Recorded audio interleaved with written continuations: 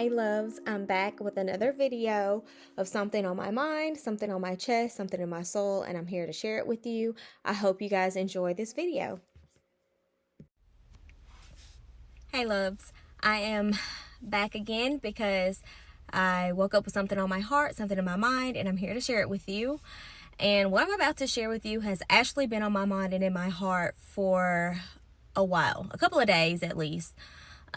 So I don't want my video to be super long, so I'm just going to jump right into it.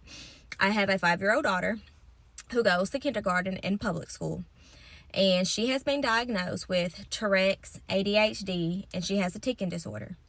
And if you have a child who has any type of special diagnoses such as this, you know that these are all neuro diagnoses that she cannot control. Even with medication, it's still very hard for your child to control their ADHD, having a tic, and having Tourette's. So if you're not familiar with that, ADHD is a type of neurodiagnosis where the child has a hard time focusing. It does cause minor behavior problems if unmedicated. They're just having a hard time controlling themselves and focusing on one thing at a time. It's hard for them to be still, to be quiet, to just stay conformed. It's just very difficult for them. And then ticking disorder can stem from ADHD. It could be a jerk or a twitch or just some type of movement that they keep repeating over and over and over. And then Tourette's is when they have random outbursts. It can be completely random. It doesn't have to make sense at all, and it can change or it can stay the same. So with my daughter, she has all three of these. On top of that, she's 5 and it's her first year in public school. So a 5-year-old already has a hard time controlling themselves because they're 5. And put ADHD and ticking and Tourette's on a 5-year-old and you just got a whole formula there, okay? So with all of that being said, my daughter does participate in extracurricular activities because it keeps her busy. It helps wear all that energy out so that she can actually rest at night, and it just gives her something to try to focus on, okay? It's supposed to be good for kids who have ADHD, putting them in like sports or some type of activities that give them something to do. So I have her in an activity after school that she does, and it's a physical, it's like a sport. I don't want to go into too many details because it's my baby I'm talking about, but she does participate in a very active sport-like activity. And there's a lot of other people, other little kids that is on her team that she goes to school with. Well, because my daughter has these diagnoses, it's hard for her to make friends because people get around her and they easily are annoyed, they're easily irritated, they don't want to deal with her because it is a lot when you have Tourette's and a ticking, because you're constantly blurting things out and you can't be still, and that can become very annoying to not just adults but to kids. And so with my baby, she already has family members that distance themselves from her. They don't really want to deal with her because they don't have the patience. It's not that they don't love her or that they don't like her. It's just hard to really have patience when you have a child with special diagnoses. When you're blessed with a child who has these type of diagnoses, God is going to grant you patience and wisdom and knowledge, and all of that comes with it so that you can properly care for your child. And I had to learn all of these qualities.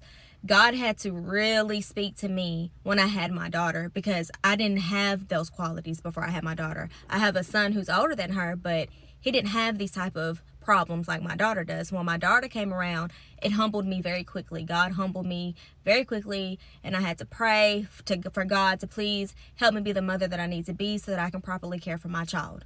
And those are some of the characteristics that he told me that I had to learn and I had to, gain, and everything was patience and wisdom, but above all, patience, how to be humble, how to be soft-spoken, how to be sympathetic to her, and just extra love and care, and not be so angry and aggressive. She does something, I can't just whoop her because I know she really can't control it. And she's 5, so I've been dealing with this for a very long time with my child, but I don't expect everyone else to have that same type of patience because God has not bestowed that on them, and that is perfectly fine. So my daughter already has family members when she gets around that they're very irritated with her, and sometimes they are kind of mean, and it's not on purpose. It's just, again, God didn't give them that. So, she pays for it, but I understand it. So she already has family members that somewhat don't want to deal with her. And she finally gets to go to public school where she can make some friends. And it's just very, very hard. So my daughter came home a few days ago. This happened a while ago. I'm just now being able to speak about it because I prayed on it. And God finally told me that I really needed to share it. So I picked my baby up from school. And she's a car rider. And she gets in the car and she's bawling her eyes out. So I'm driving home and I asked her, what's wrong? Why are you crying? I'm thinking maybe she got in trouble or, she fell or, something. And she tells me that this little girl came to school and told her that they could not be friends anymore. And when she asked her classmate why she couldn't be friends anymore, her classmate said, well, my mama and my mama said that you're bad and I can't be around you. And if I'm friends with you, then they're going to be mad at me. And my daughter said that when she told her that, there was a few other little girls that was like, yeah, we're not going to be friends with you either. And she said they all ran off. And that really hurt her feelings because it's like she doesn't really get that love and attention that she should from her own family. And then she goes to school and now she's being shunned from her friends. And she told me that she didn't understand why God gave her the tics. And she didn't understand why God made her have ADHD.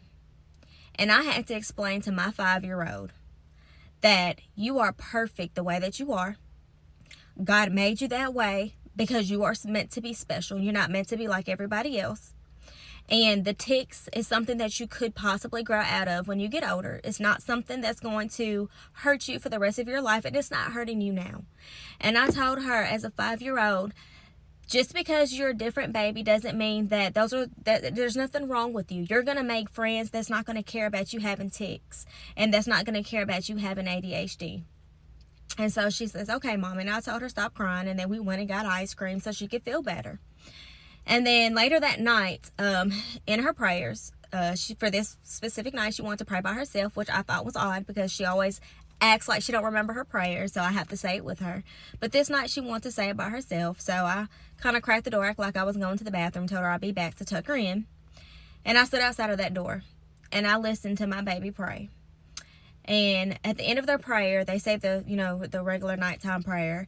And at the end of the prayer, they're allowed to add on whatever they want. And she added on, God, please don't let me have no more tics.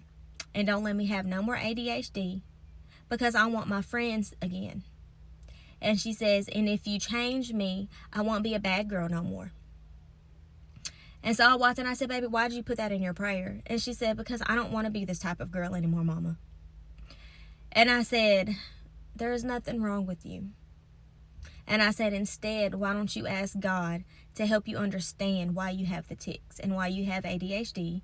And then you pray to God that he can bring you a friend that's going to accept you the way that you are. And she said, I'll probably do that tomorrow. And then she went to sleep, of course. And for a long time, it's just, y'all, that hurt me. When your baby's hurt, you hurt.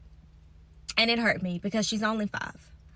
And she's already being bullied about something that she can't control. It's just how she is. And this little girl is on the team with my daughter. And it took everything in me not to approach her mother at practice. But God just told me no. And I'm not the type of parent that I would ever tell my kid, you can't be friends with that person. I don't care where you came from or who you are. I wanted to tell my baby so bad, well, you don't talk to her. You stay away from them. But I didn't. Instead, I told her to pray for them and to pray for herself. And God convicted me, and he said, the reason why I don't want you to do anything is because through your daughter, I'm going to do my work. Through your 5-year-old daughter, she would be the one to motivate others to break generational curses. And when I felt that, y'all, and it took me days. It took me days to understand, but that's what he told me. God is working through my 5-year-old daughter who thinks that she's broken, and she's not. She's going to fix other people who are broken, who don't even know it yet. So if you all are going through something with your kids, bite your tongue, eat that humble pie. God's saying it ain't time yet, and let him reveal why he has you on pause.